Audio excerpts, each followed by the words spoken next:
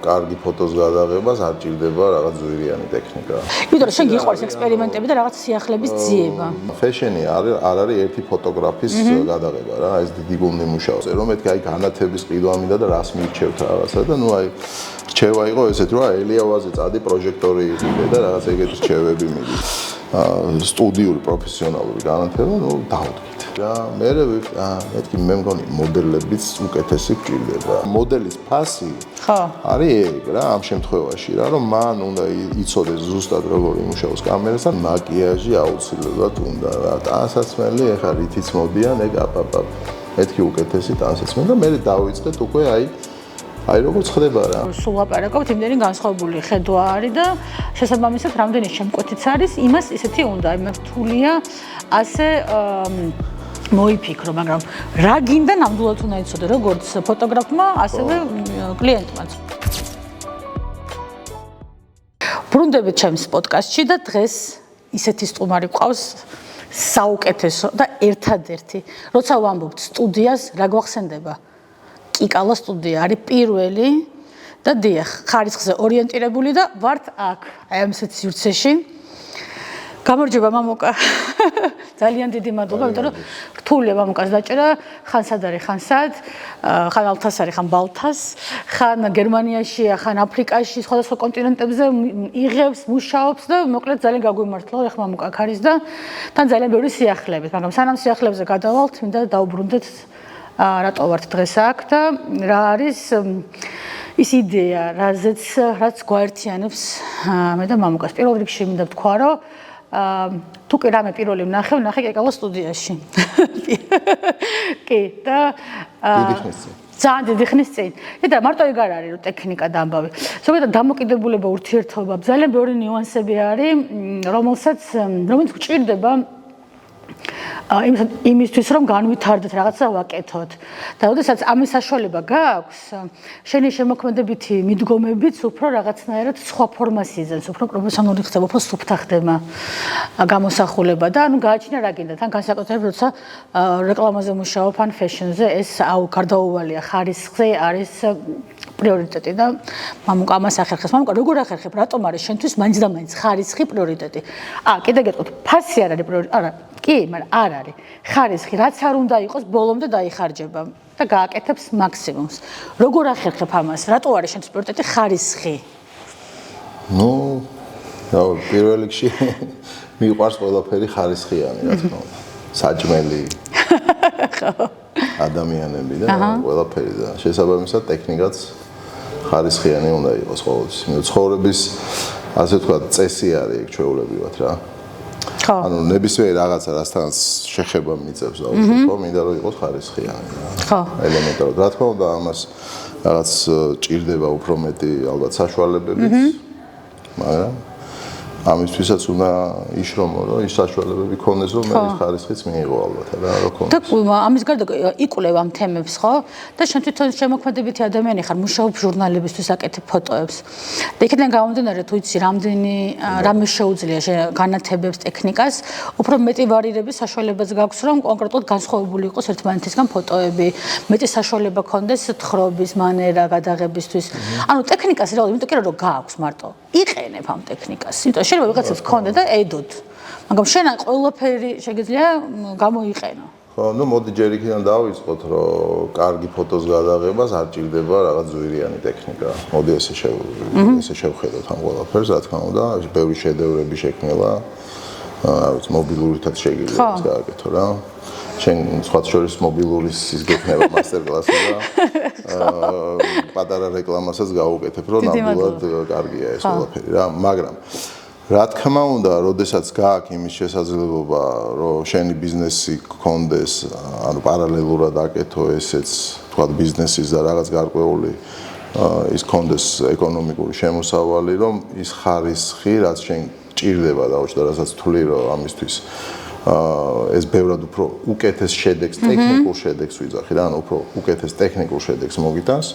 რა თქმა უნდა, ჯობია, ხო? ანუ უკეთესი ჯობია უარეს, ხო? ანუ აქედან გამომდინარე, ხარისხს მე ვანიჭებ იმიტომ პრიორიტეტს, რომ პირველ რიგში, ნუ მაგალითად, ეხა როდესაც რაღაც გადაღებებია სიტყვაზე, ხო? ანუ სისწრაფეა ხარისხი, ხო? ანუ ბეჭდვის დროს გჭირდება ეს ხარისხი, ხო? იქ რეზოლუცია საჭიროა. მუზეუმში გინდა თქვა გამოფინო შენ ნამუშევარ სიტყვაზე ან სამი გამოფენაზე უკვე რეზოლუციას დიდი მნიშვნელობა აქვს რომ ითხოვს ხარისხს შესაბამისად ეს ყველაფერი მაინც იქიდან გიბიზგებს რომ საწყისშივე ხარისხიანი ის კონდეს რა საშუალებები ტექნიკური კიდე შენ ასევე მუშაობ ბრენდებთან როგორც არის ჟურნალ გაზეთებზე არ ვამ გაზეთი რა სიტყვა უკვე აღარ ვიყენებ სამწუხაროდ იყო ადრე მაგრამ ჟურნალებზე ხო ნამდვილად ვიყენებთ და საერთაშორისო ჟურნალებში იბეჭდება შენი ფოტოები და შენი სტუდია იღებს მონაწილეობას არა მხოლოდ მან ბევრი რაღაცას აკეთებს მამუკა მაგაზე დანალა გადავოთ ეხლა ჯერ ფოტოგრაფიაზე რომ დავფოკუსდეთ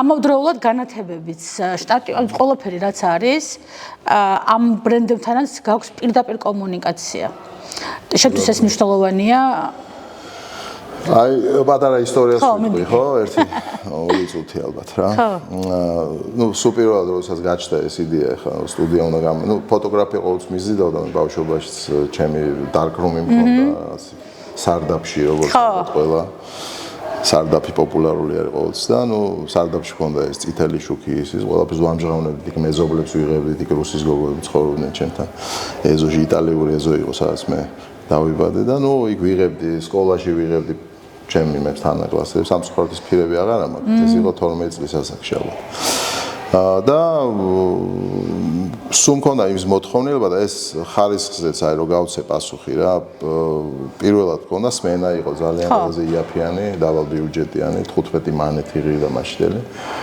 და იმდენად ცუდი კამერა იყო ჩემი გაგებით მაშინ იმდენად არ მომწონდა ის კამერა ნუ უბრალოდ საშუალება არ მქონდა რომ უკეთესი მეყიდა დაუშვათ ისიც ბაბუა ჩემო. როგორი არჩევანიციდად არ იყო, იცი რა. ნუ ზენიტი და ეს ზენიტი ითვლებოდა ყველაზე მაგარია და ამ ზენიტზე მქონდა ის როენ ნეტა ეს მქონდეს. ნუ ყოველ შემთხვევაში ეს სმენა რაც შევძელი, მაშინ ბაბუა ჩემო ის მომცა რაღაც 300 მანეთი მაქვს პენსიონი და ეს darkroom-ი ავაწყეს, წითელი შუქები რაღაცები ვიყიდეს, ვანები რაღაც სადაც ეს ყველა პროცესი ქიმიური მიმდინარეობს და ნუ მოკლედ ეს სმენა ხო ვიყიდე და მოკლედ ამ სმენას ეს ბევრჯერ მაქვს ეს მოყოლია ისტორია ეს თითით უნდა ანუ ის არა აქვს ზატორი რომ იძახენ სულად ბოდიში მაგრამ ნუ არა აქვს ის ჩამკეტი ხო ეს ჩხილით უნდა და აი გამიჩინა ის რა ქვია რა ანუ ამ იმით რა და ნუ იმდენად დატანჯული იყო გაჭედილი იყო თან და ნუ ვერ ახვევდა რა და თითოეული კადრის გადახვევა აი მაქედან მაქვს უკვე ქვეცნობიერში ჩამიჯდა ეგ რომ აი კარგი უნდა კონდეს რა ამას დრო არ დაკარგო რა ხო და ნუ შემდეგში ეს ყველაფერი გადაიზარდა ასე ვთქვათ ხობიში უკვე მომავალში ანუ ეს ბავშვობის ასე ვთქვათ ეს გადაცება რაც ხონდა და ნუ მე ხა ენერგეტიკი ვარ ის პროფესიით და ნუ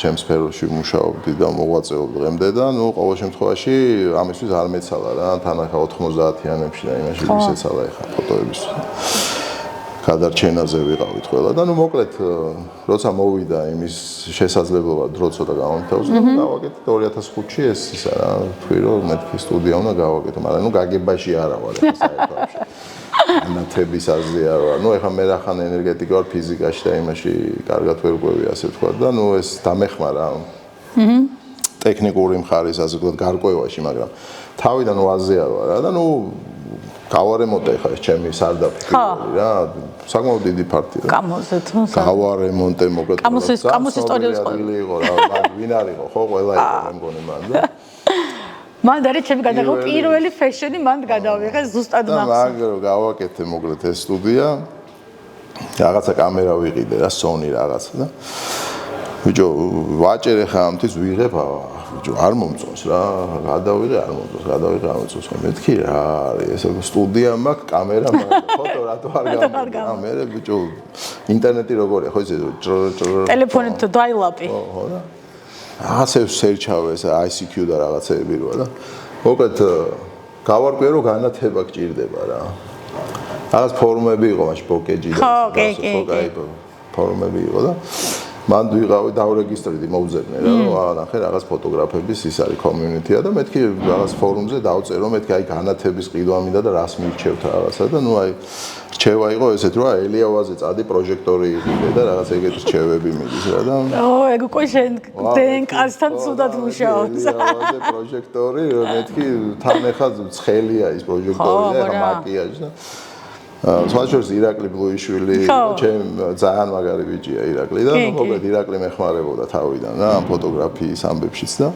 ირაკლის მეთქი წადი აფული მოგცემ და წადი იყიდე რა ეს პროჟექტორი მეთქი მაგითოა გამოსავალი ყველა მეგ დამიწერა ხო ის მე პროჟექტორი კაც კილოვატიანია კილოვატნახევრიანია რა ნუ ძალიან კილოვატნახევრიანი ზარ გინდაო რა არ დაიწვასო რა ანუ იყიდეს პროჟექტორი ხო არა მე ხო აზია ვარ ეხა რა ხდება და ნუ ვიყიდე ეხა ეს პროჟექტორი და ნუ მივანათეთ ეხა მოდელებს რაღაც დავიბარე და ნუ ახ ბიჭო მეთქი ეს არ არის ის რა ვიზახი ხა მე ეხა ხვდები უკვე რა უნდა იყოს ფოტო რა მაგრამ იმას როგორ მივედი არ ვიცი რა ჟურნალებს ვათვალიერებ ვოგს იმას ბიჭო სხვანაირია რა ეს ფოტოები და აქ რა ნაგავი გამოდის ყველაზე არ გამოდის რა მეთქი რა რაღაც სხვა რამე გჭირდება მე მგონი და მე ვსერჩი და ნუ იმას ვქენი ვიკლები და ტოპ ბრენდები რა არის რაღაცა და ნუ იქ ჰენსელი პროფოტო რაღაც ვიპოვე და მეთქი აჰა ნუ ეს მინდა ესე იგი რა ვიდა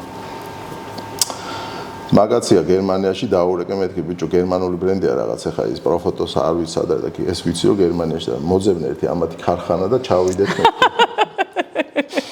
მაშინ ესე არ იყო რა ხო ონლაინი იყიდე და არა მე მგონი ეხლა მაინც გიყვართ ქარხნებში ჩასვლა ხო და იმან მიხა კი კაცო მამულა და ჩამოდიო რა ჩავედი დირექტორს შევხვდით სადღაც მიუნხენის იქით იყო სადღაც იმან როგორ არა კაცო მამუკაო მოდითო და იქვე რა რაც ქონდა იქ შოურუმი რომ აჩვენეს ნუ მეთქი всё რა ანუ მეთქი აქ ჩები რა და ამას ეს მეუნება რომ რა გინდათო და მეთქი აი აქ რაც გიდევთ ყველაფერს ყიდულობ მეთქი და ჩამოვიტანე რა ჩეულებრად და პირველი ანუ რასაც ქვია რომ სტუდიური პროფესიონალური განათება ნუ დავდგით.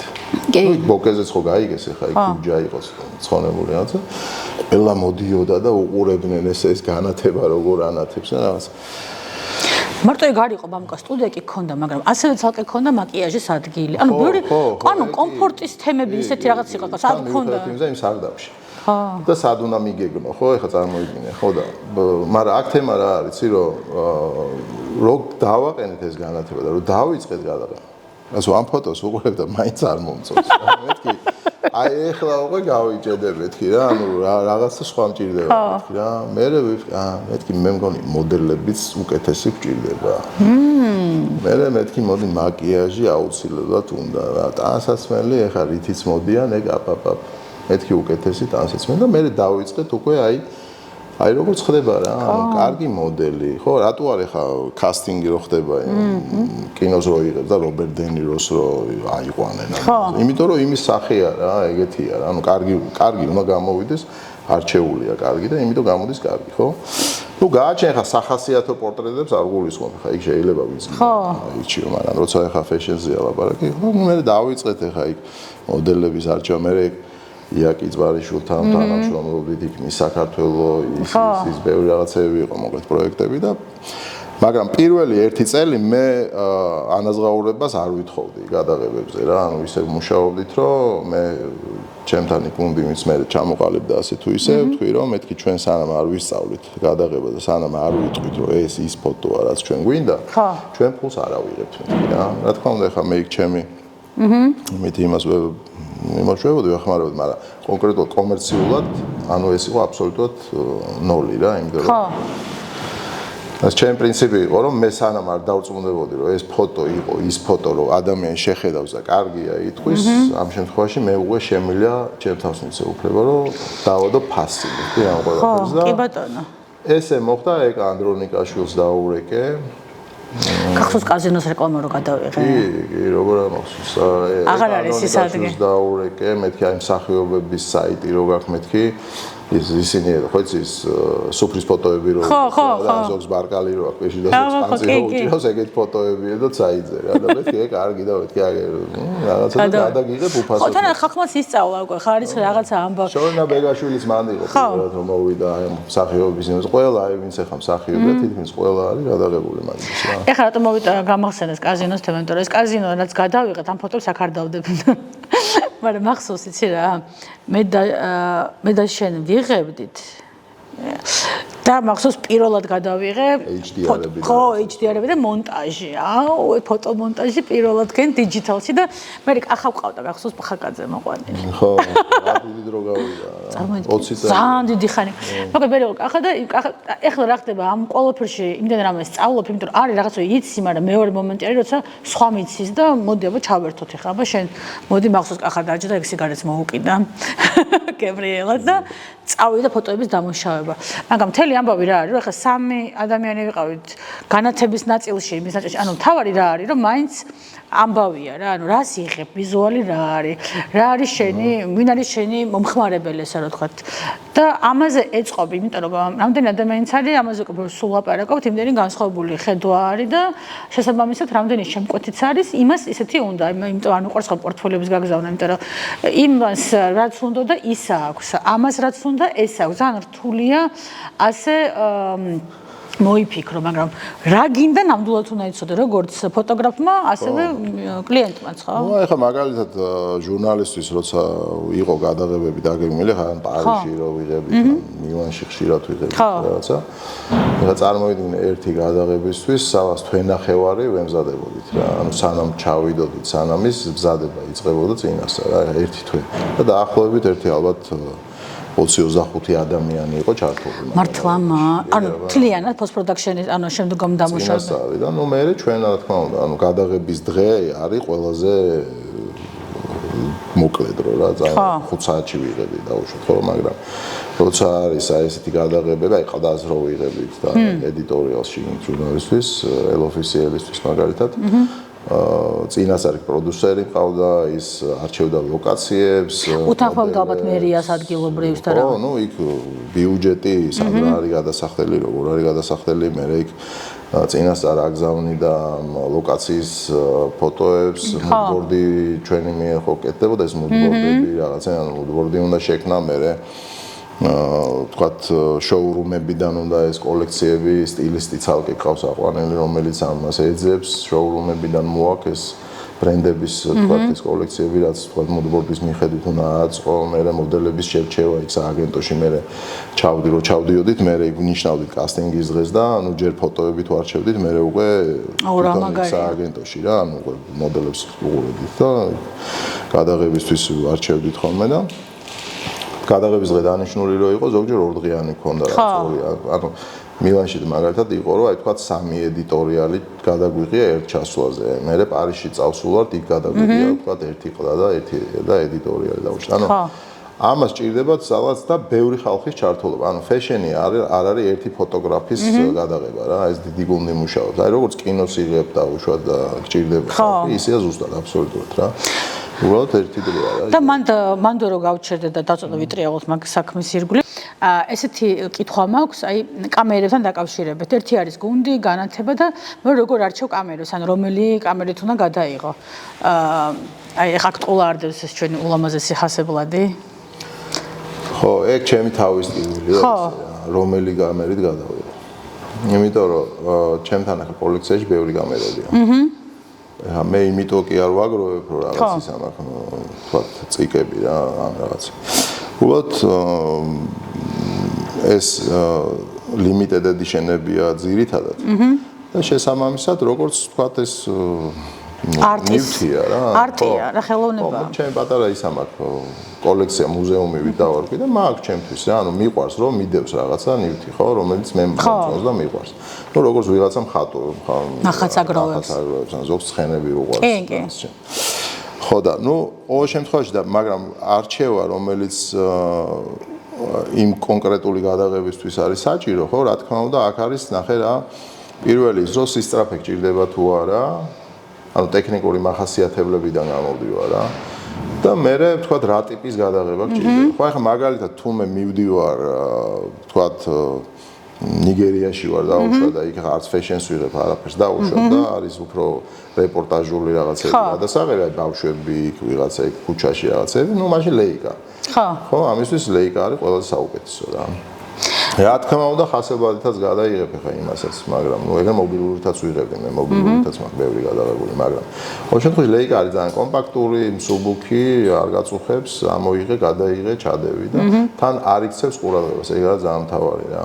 ანუ თან ესეთ ქვეყნებში სადაც ჩადიხარ არ უნდა გედოს რაღაც ზვირიან ჩანთაში დაუშვათ რაღაც ის არ უნდა გეცვას რაღაცა რომ მიიქციო ყურადღება ხო ანუ უბრალოდ უნდა იყო რა ანუ უბრალოდ უნდა იყო იმათნაირი უნდა იყო დაახლოებით და ნუ ეს ლეიკაც კიდე არ იქცევს ყურადღებას იმიტომ რომ ვერ ხვდებიან ეს კარგი კამერაა თუ ცუდი კამერაა რა რაღაც გონიათ ფირის კამერა იაფიანი დაუშვათ თუმცა ნუ იქ ახლა უსაფრთხოების ნორმებიც ქონდა მაგის არ გვეშინოდა მაგრამ ყოველ შემთხვევაში ეგ მომენტი არსებობს რა იმიტომ არის ხოლმე მაგალითად ფოტოაპარატებზე ვაკრავთ ხოლმე ზევიდან შავ ლენტებს ლოგოზე რომ რაღაცნაირად არ იყოს მაგალითად ჩემი სარეპორტიორო კამერებზე როცა გააჩინეს კონფლიქტურ ზონაში თუ სადღაც ყოველთვის მაქვს ესეთი რაღაცა გადაკრული იმიტომ რომ ეს ლოგოებზე ბრენდებზე რაღაც ცოდნა შეიძლება გქონდეთ და შენთვის კიდე ის არის სამუშაო წყარო ანუ იმიტომ კი არა რომ რაღაცა ამით მუშაობ და თუ კამერა არ გექნება თან ჩანთაც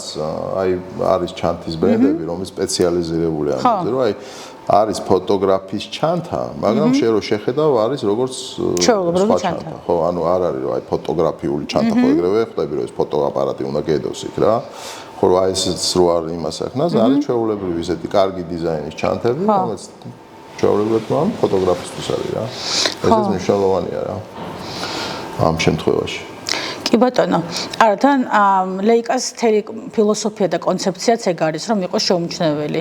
რა თქმა უნდა, ვინც ვიცით ლეიკას შეუმჩნეველი არ არის, მაგრამ უმეტეს ადამიანებისთვის არ წარმოადგენს დიდ. მეც მაგალითად, მამუკა მართლა მაგაზე. შენ ახლა ამბობდი, რომ ფირით დაიწყე ფოტოგრაფია ზოგადად. მე ან ფირის სტუდიაში გიმუშავია? კი, ფირიც მაქვს, მე ფირის ყველი კამერა მაქვს და მამია მაქვს, რენჯფაინდერი. იმიტომ რომ შენ გიყვარს ექსპერიმენტები და რაღაც სიახლების ძიება. მე ფირით ბოლოს რო გადავიღე, ხა ნუ საკმაოდ დიდი ხნის წინ გადავიღე რა, medium format-ით ვიღები ძირითადად.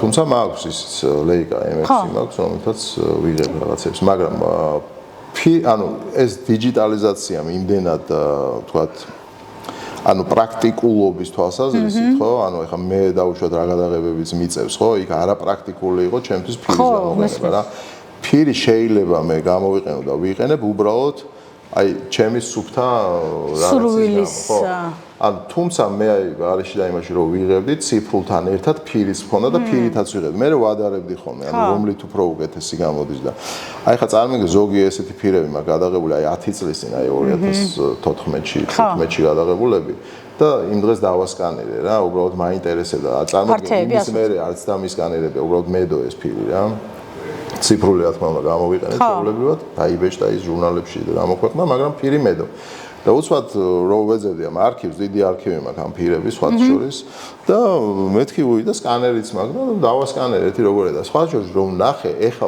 სხვანაირად უყურებ ამ ფირს მე ანუ იმას არ ვამბობ რომ ფირი ჯობია თუ ციფრული ეს ეხა ანუ ხო არა ძალიან აბსურდული თემა არის ორივეს თავისი ის აქვს მაგრამ რომ ნახე აი სხვანაირი თვალით შევხედე უფრო აი შემიძლია ვთქვა უფრო მომეწონა ვთქვათ რა ხვდები ვიდრე ის შეგრძნება მქონდა ვიდრე მანამდე იყო რა იმიტომ რომ ამ ყველაფერის მერე ის ცოტა უფრო აი ცოცხალი ის მომცამი ხვდი მაგრამ აქ ნახე რა ხდება შენ ციფრულის დღევანდელი პირობებში იმდენად დაიხვეწა და მით უმეტეს თუ კაი გამერა შენ ამ ეფექტს ყოველთვის მიიღებ ციფრულიდან მიხვდი ანუ აქ ხალხს ორი რამე ეშლება რომ ხალხს გონია რომ გადაიღებ და რა მასალას უყურებ ეს არ არის საბოლოო პროდუქტი ხო ის რავი არის მასალა უბრალოდ ცომი მე უნდა მოზილო ხო ანუ შენ შეგიძლია ეს მოზილო და მიამსგავსო ფირს მაგალითად და ნებისმიერ ფირს მიამსგავსო მიხვდი ანუ უკვე ესეც გასული საკამათო თემაა რომ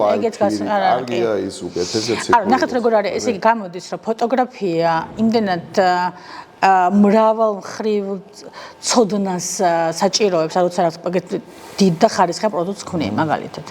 არა მხოლოდ კამერა, არამედ სტუდია, ცოდნა, შემდგომ ამ ფოტოების დამუშავება, როცა იღებ რაღაც ის უნდა კონდეს საკმარისად რაღაც ცოდნა მაინც, რომ რა შეგიძლია შემდგომ ან მიაღწიო ამით. მე იმიტომ რომ ესეც არის კიდე მნიშვნელოვანი პროდუქტი როგორ გამოიყურება საბოლოო ჯამში, ჟურნალისტვის კიდე გამომფენისთვის გინდა თუ შენი პირადი არქივისთვის გინდა. ანუ ესენი რა თქმა უნდა მოქმედებს იმაზე თუ რაზე უნდა გაითვალისწინო, რას უნდა მიაქციო ყურადღება გადაღების დროს. კი ბატონო. და ეს ყველაფერი უნდა იცოდე. შეიძლება არ აკეთო შენ თვითონ, მაგრამ ცოდნა უნდა გქონდეს. გყავდეს ის გუნდი, ის ადამიანები შენს გვერდით, რომელსაც რო ელაპარაკები, რომ ესე უნდა, სად არის და რა არის, ანუ ეს ამის ახსნა არ გჭირდებოდეს. თუმცა მამუკასთან შემიძლია ვთქვა, რომ არა მხოლოდ ფოტოგრაფები, რომელსაც მე თავიანთი სტუდიებიც აქვთ გახსნილი და მუშაობენ დამოუკიდებლად, მამავდროულად ეს ტექნიკური ადამიანებიც, რომლებიც ტექნიკაზე მუშაობენ, ფოტოშოპიდან დაწყებული თუ სხვადასხვა, ისინიც საკმაოდ ბევრი ყავს გაზრდილი და ამაში ძალიან დიდ რესურსს ხარჯავ მე როგორც ვიცი და ასევე ეს ძალიან რთული პროცესია ყველასთვის, რა, იმიტომ რომ შენარჩუნება ამ ადამიანების ხო რაღაცა თემაც არის არა მამუკა? კი, ძალიან ბევრი კარგი ის არის, მე ყველასთან ძალიან მეგობრულად ვარ, ისინი ჩვენი ასე ვთქვათ ბევრი აი როგორც აი სტაჟიორებად რომ მოვიდნენ და მაგალითად ახლა დღეს ვინც არის ჩვენ გუნდში აი იგივე ვასკა, იგივე ვახუნა ხო აი ხა ვასკაზე დგას თელი სტუდია და ვახუნაზე ხო ვახუნა არის დირექტორი ხო სტუდიის დირექტორია და ნუ წარმოიდგინე თითქმის 20 წელია უკვე აქ არიან ხო აი ხა ვასკა უფრო 15 წელი ანუ როგორი რაღაცა იცი რომ ადამიანს ყოველს თავისი გზა აქვს ხო ხა ისწავლა მე იმას კი არ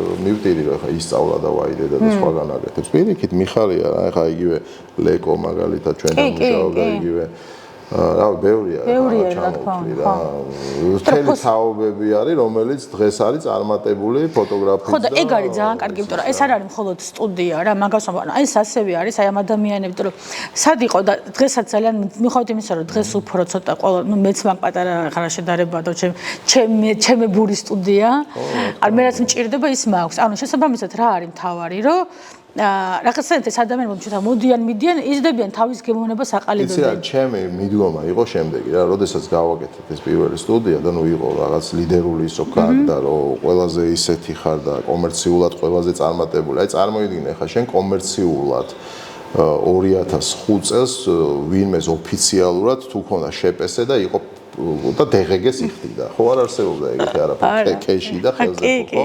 და ჩვენ ვიყავით პირველი ვინც აი წარმოიდგინე ხა ხელშეკრულებები და ინვოისის გაგზავნა და ოფიციალ DGG-ს ვიხდიდით და რაღაც ძალიან დიდ თანხებს ვიხდიდით DGG-ს წარმოიდგინე სახელმწიფოს ბიუჯეტი შექონდა ფული და რაღაცა და ანუ ეს კულტურაც რაღაცა ხო რაღაც მნიშვნელოვანი იყო რა მაგრამ ნახე მაგრამ ჩვენ აუცილებლად ქონდა ისეთი მიდგომა რომ არ აღვიქვამდით სხვა ან ფოტოგრაფს ან ვიღაცას ვინც ამ საქმით იყო დაკავებული კონკურენტად რატო ხა რა თქმა უნდა ყველა კონკურენტია თეორიულად ხო მაგრამ ჩვენი მიზანი იყო რომ მაქსიმალურად შეგვეწყო ხელი რომ განვითარებული იყო სტუდიური ბიზნესი და ამას ადასტურებს ის ფაქტი რომ ჩვენ ამ განათებების ამ ტექნიკის ის რო ქონდა და ის უფასო მასტერ კლასები რომელსაც ჩვენ ვატარებდით გახსოვს ხო ყოველ თვეში ერთხელ და სამ თვეში ერთხელ აბსოლუტურად ყოველგანი ანაზღაურების გარეშე ვატარებდი მასტერ კლასებს უხსნიდი რა არის ეს განათება როგორ იყო რომ ისინიც დაინტერესებულო მივხვდი როგორც მე მირჩიეს თქვა ელიავაზე წავსულიყავი და რომ მეყიდა ის პროჟექტორი ესე არ ერჩიათ სხვებსაც მივხვდი რომ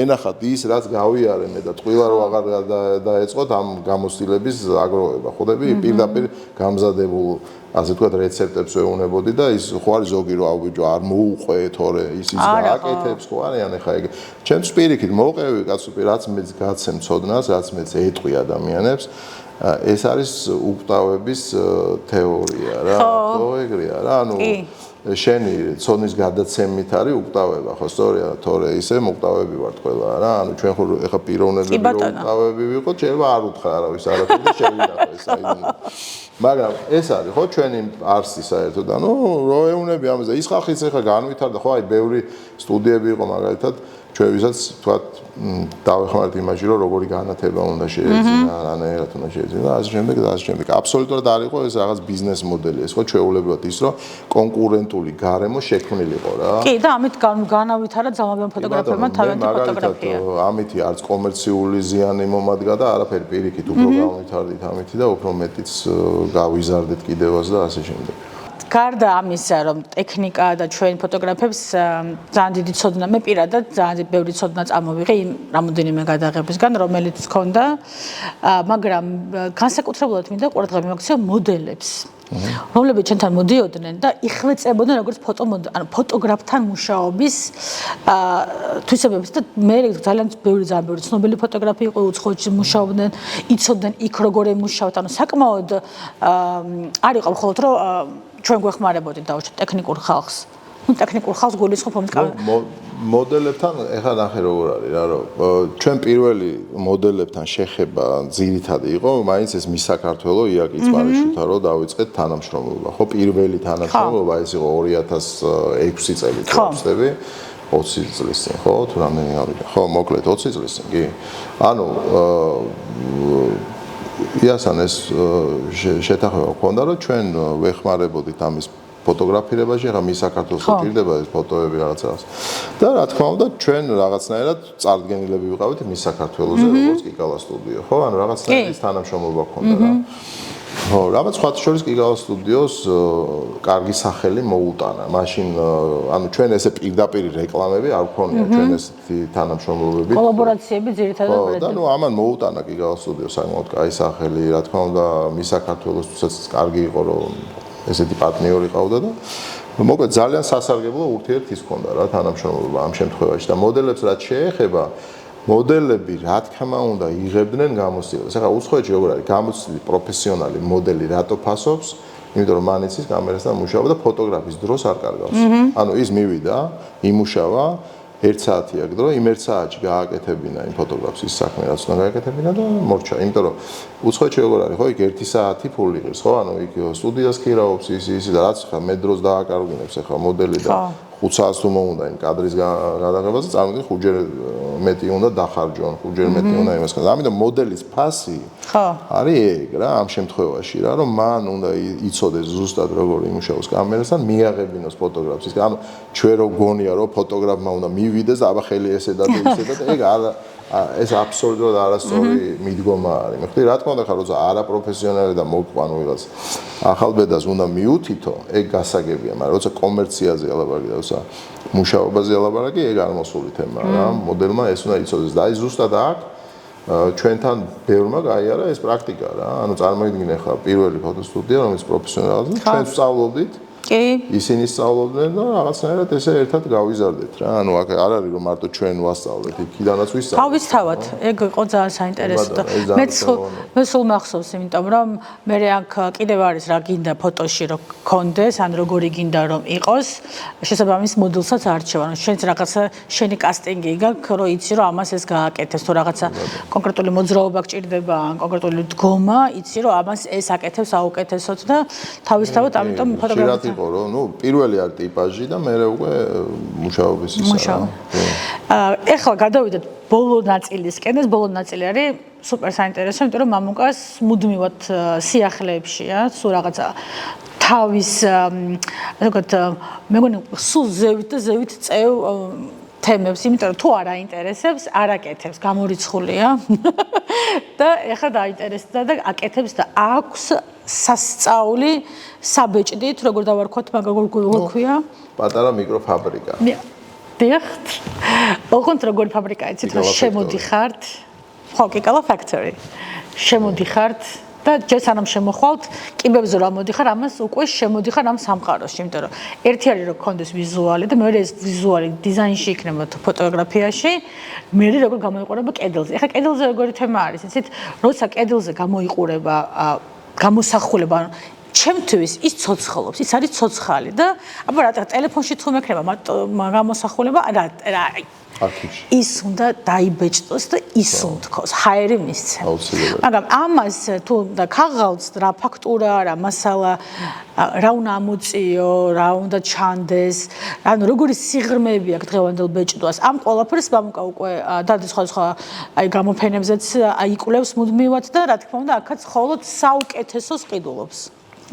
მოგვიყევი აბა პატარა ისტორია, რატომ გადაწყვეტე ესეთი საბეჭდი? ნუ ნახე, პირველ რიგში შენ კარგად თქვი, რომ თუ ფოტო არ დაბეჭდე, ის ფოტო ფაქტიურად არ არის. ნუ გასაგებია ხა მონიტორზე შეგვიძლია ნახო და ყველაფერზე, მაგრამ ქაღალდზე დაბეჭდილი ფოტო არის რეალურად ფოტო, ხო? ესეა. მაგიტომაც აკეთებენ გამოფენებს, მაგიტომაც ყიდულობს ხალხი და დიდ თანხებსაც იხდიან, ხო, ამაში. ჩვენთან არ იხდიან ჯერ. ეხლა ვაჩვენ თუ გადაიხარ. ხო, ხო. მაგრამ აქ ესეთი რამეა. ნახე პირველი რატომაც ეს სულ მქონდა მე სხვათვის. ეხლა მე არ მინდა ვინმე დავაკნინო და ვინმე ეხლა რაღაცა ისე. ყველა ძალიან მიყვარს და ყველა ძალიან დიდად ვაფასებ. უბრალოდ ყოველთვის პრობლემა მქონდა დაბეჭდის რა. ფერები არ ჯდებოდა, იქ რაღაცები, აი გამოფენაზე მე არასდროს არ ვიყავი ორგანიზატორი ჩემი გამოფენის, იქ პოლონეთიდან თვითონ სკულპტურის სამინისტრომ დაამერიკა მთხოვეს ეს ბალერინების კოლექციის გამოფენა რაღაცა და მითხეს რომ აი დაბეჭდეო წამოიღო და ჩარჩოებში ჩვენთან ჩავსვამთ მე ყველაფერს ჩვენ ვიზამთ იქ პოლონეთში. აი ნუ ვეძებ ეხა დასაბეჭდი. რაღაცები დავბეჭდე კი ნორმალური არის, მაგრამ ის არ არის. მიხდი ანუ ის სტანდარტი არ იყო, ანუ ის არის, ანუ ხაღალდის მოდი ესე ვთქვათ, მამუკა სტანდარტი არ იყო. ხო, ნუ არ იყო რა, ნაღდათ არ იყო რა. იმიტომ კი არა ცუდი იყო და ის ანუ შესაბამისი ფასი ზღირს ის ყველაფერი რა თქმა უნდა, მაგრამ ყოველ შემთხვევაში როგორი რაღაცა ისე არჩევანიც არ აქვს რა ხაღალდების არ მქონდა, მაგრამ აი მაგალითად არის მატი გლოსი. აი რაზე ბეჭდა მატი გლოსი.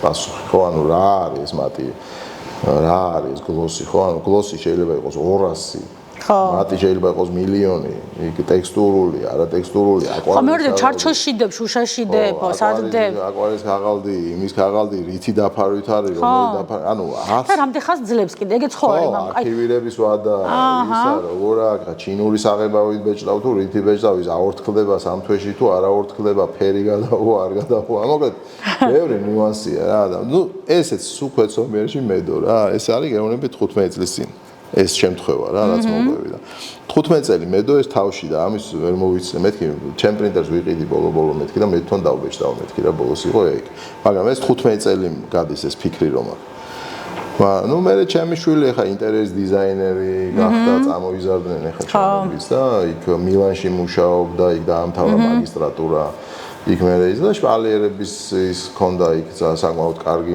ის არის ბრენდი იტალიის და ის ამ ნინის გაკეთებულ შპალიერებს ყიდიან და რაღაცა აუ რა მაგარი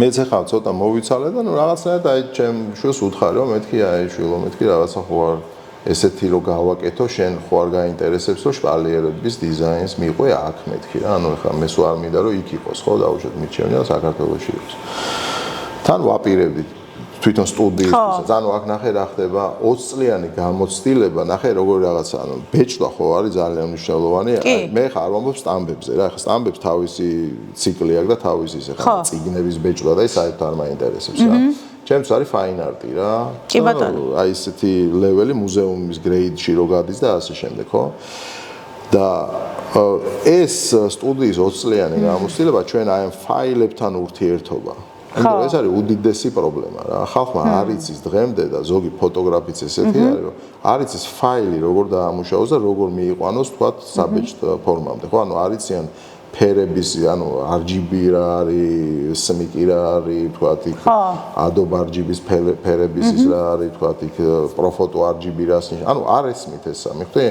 არ იციან ზუსტად რეზოლუცია რას ნიშნავს. ხო, ზოგს მოუტანია 200 კილობაიტიანი ფაილი, რომ დაბეჭდა უნდა და ხვდები? ანუ მე უხსნი ხა მაგ ორიგინალი იქნებ გააქვს ადმე და არა ორიგინალები აღარა მაქვს მარტო ეს, მაგრამ ნუ ამითი უნდა რომ 2 მეტრიანი ფოტო დაბეჭდეს, მაგრამ ანუ ხვდები? ანუ და მე ნუ რაღაცნაირად მე იმავშვებით რა თქმა უნდა. მაგრამ ანუ ეს თემები რა ხან პრობლემა არის და ჩვენ ეს გამოცდილება რა ხან ამ ხელა ქონა ან ჩვენ ფაილების დამუშავების და მოქნილობა იმისი რომ ბეჭდვისთვის იყოს იდეალური ხო ამის გამოცდილება 20 წლიანი გვაქვს წარმოიდგინე და ამან მომცა კიდე იმისი ის რომ ანუ ჩვენ ანუ თბილისში ბეჭდვის პრობლემა უფრო არ არის ვიდრე ფაილების მიტანის პრობლემაა ხვდები და ეს ყველა ნებისმიერი ის დამეთანხმება ის ბეჭდვასთან აქვს ურთიერთობა რა ხო და ნუ მაშინ გადავწყვიტე და ნუ სხვათა შორის აი პოლიგრაფი არის ძალიან კარგი კომპანია გოჩა არის დირექტორი ბატონი გოჩა და მაგან სთან მქონდა კომუნიკაცია რაღაც და მაგან მირჩა რომ მეთქი აი ყველაზე საუკეთესო აი მისთვის ეს ამოცანები რომ შეასრულოს მაგათად რომ აი შპალიერების ან კედელზე ანუ ნახე ყველაზე ურთულესი ტექნოლოგია არის შპალიერის ბეჭდვა. იმიტომ რომ იქ არის პატერნები, დამთხოვები, ისე აი ურთულესია. ამას თუ მაგარი დიზაინერი არ მუშაობს ამაზე და ამას არ ვერ დაბეჭდავ ფიზიკურად, ანუ ვერ დასვამ კედელზე, არ არსებობს. ეს არ არის ფოტო დაბეჭდე. თქვათ ერთი ცალი და მეტრი 80. უნდა აწყო. არა, რას ამბობ, მე ის უნდა დაჭრა ეს არის. მე ის უნდა დაემთხო ეს და ნუ მოკლედ ძალიან რთული პროცესია რა და ნუ მე ნელა ხო ჩავერთე ამაში. გავერკვიე რა თქმა უნდა და რომ მივხვდი რომ ეს რთული არის, მივხვდი რომ შესაბამისი დანადგარებიც გჭირდება ესე იგი რა. ძალიან კარგია, საოცრება. მართლა რო შემოვედი სუნთქავს აი ეს კედლები, იმიტომ რომ წამოიღო და რა თქმა უნდა ჩვენი გარემო ისედაც გავაკეთეთ ეს ფაქტორი რა. ხო და ძალიან მაგარია.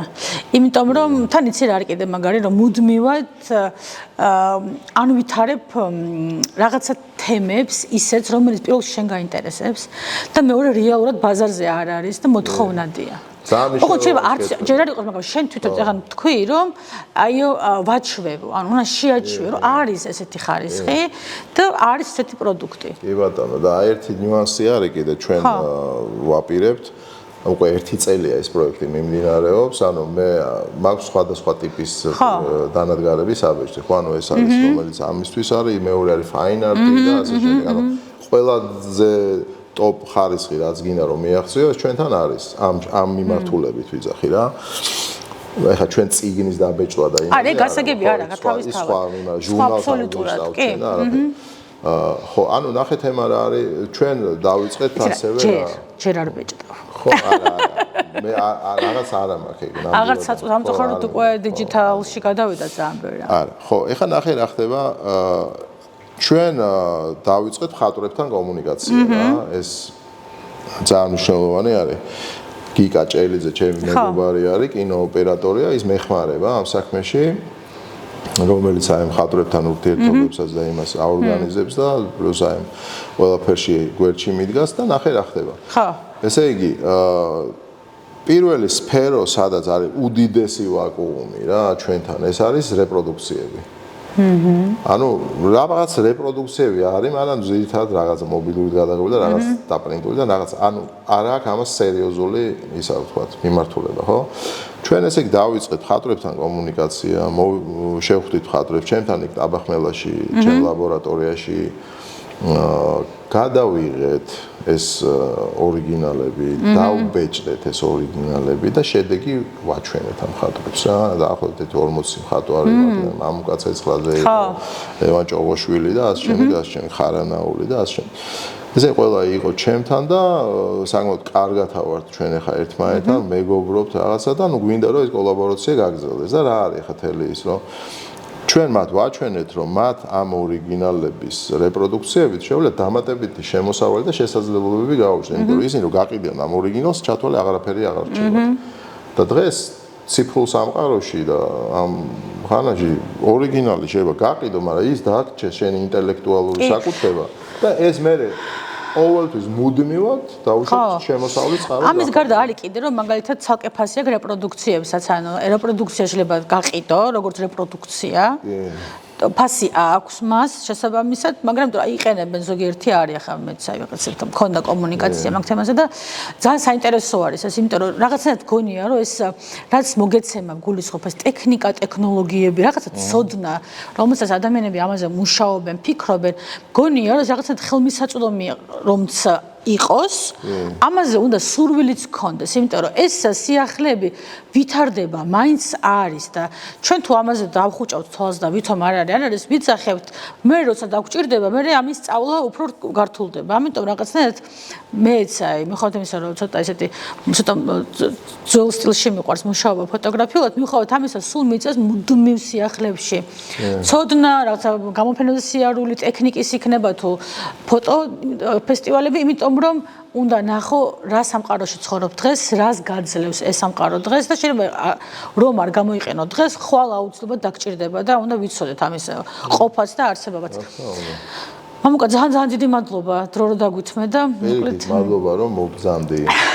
ხშირად მოდი ხოლმე. ანუ ის მე ძალიან მიხარია ზოგადად ეგეთი თან შენთან ეხლა ასე ძალიან მინდა წარმატებები გისურვო და დღეს აი ფაქტობრივად შესაძლებლობა მოგვეცა ჩვენს უყველას რომ შენი საკუთარი ეთერი ქონდეს და შენი საკუთარი ტელევიზია ქონდეს ასე ვთქვა სულ არ ჭირდება ეხა ვიღაცასთან მისვლა და შენ საკუთარი ის და მე დარწმუნებული რომ პოპულარული ხო არის უკვე და კიდევ ბევრად პოპულარული გახდები და რა თქმა უნდა ეს კიდევ ერთხელ დაეხმარება ადამიანებს გააცნოს ის ხალხი ვინც აი რაღაც აი ამ ფოტოგრაფიის და შენ ამ საქმეს ძალიან კარგად აკეთებ რომ აცნობ ამ ხალხს ფოტოგრაფებს მე მოვასწარი რამოდენიმე შენი პოდკასტის ნახვა და ძალიან მომეწონა. ძალიან დიდი მადლობა, მიხარია. ძალიან კარგი ის არის და ახლა მე ერთი რაც შემილია რომ თუ გინდა მე ბექგრაუნდს დაგიბეჭდაო.